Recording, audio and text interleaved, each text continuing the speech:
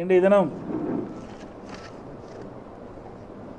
நான் ஊடகத்திலே பார்க்கின்ற பொழுது திரு ரகுபதி அவர்கள் எடப்பாடி பழனிசாமி தூங்கிக் கொண்டு இருப்பதாக பேட்டியளித்தார்.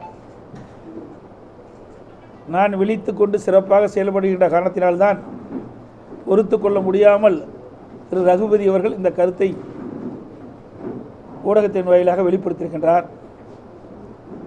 திரு ரகுபதியை பொறுத்த வரைக்கும் திராவிட முன்னேற்ற கழகத்தினுடைய கொத்தடிமையாக செயல்பட்டு வருகிறார். திரு ரகுபதி அவர்கள் இந்த நாட்டிற்கு அடையாளம் காட்டப்பட்டது அனைத்து இந்திய அண்ணா திராவிட முன்னேற்ற கழக கட்சி.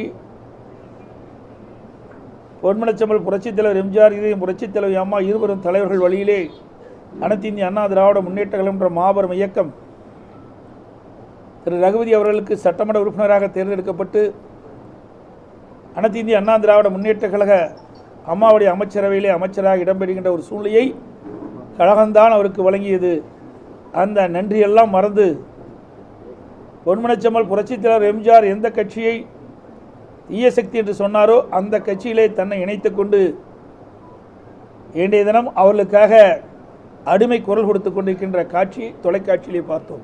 இது ரகுபதி பேசுகிறார், எடப்பாடி பழனிசாமி தூங்கிட்டு இருக்காரு, இந்த அரசாங்கம் தூங்கிட்டு இருக்குது, காவல்துறை தூங்கிட்டு இருக்குது, காவல்துறை பொறுப்பேற்கின்ற முதலமைச்சர் தூங்கிட்டு இருக்காரு, சட்டத்துறை அமைச்சர் கும்பகோணம் தூக்கத்தில் இருக்கார். ஒரு பெண்ணுக்கு நான் ஏற்கனவே ஒரு 3 நாளைக்கு முந்தி ட்விட்டரில் போட்டிருந்தேன், எல்லா பத்திரிகையும் வந்திருக்குது, ஓரளவுக்கு ஒரு சில ஊடகமும் வெளிப்பட்டிருக்காங்க. இந்த ஆட்சியில் பொதுமக்களுக்கும் பாதுகாப்பு இல்லை, பெண்களுக்கும் பாதுகாப்பு இல்லை, அவரவர்கள் பாதுகாப்பு அவர்களே தேடிக்கொள்ள வேண்டும் என்று நான் 3 நாளுக்கு முந்தி வெளியிட்டேன். நேற்று தினம் இப்படி ஒன்று நடந்திருக்குது. எவ்வளோ மோசம்!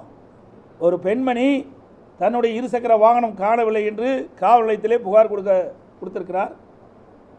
அதை கண்டுபிடித்து விட்டேன் என்று அந்த பெண்ணை அழைத்திருக்கின்றார் ஒரு காவலர். அந்த பெண்மணியும் அதை நம்பி அங்கே செல்கின்ற பொழுது, நாங்களுடைய இருசக்கர வாகனத்தை கண்டுபிடித்து விட்டேன், எங்களுக்கு 15,000 ரூபா கொடு என்று அந்த காவலர் கேட்டதாகவும், அந்த பெண்மணி அவ்வளோ பணம் இல்லை, ஒரு சிறிய தொகை கொடுப்பதாக சொல்லி அதை தொகை எதை கொடுத்துருக்காங்க. பிறகு அந்த காவலர் இங்கே வந்த செய்தியெல்லாம் உங்களுக்கு தெரியும், அதை என் வாயிலிருந்து சொல்லக்கூடாது, அசிங்கமாக இருக்குது. எப்படி நடந்தார் என்பது எல்லாமே அந்த பெண்மணி வலைதளத்தில் அழகாக வெளியிட்டிருக்காங்க, தைரியமாக வெளியிட்டிருக்கிறாங்க. ஆக இந்த ஆட்சியுடைய லட்சணத்தை மக்கள் பார்த்துக்குவேன்.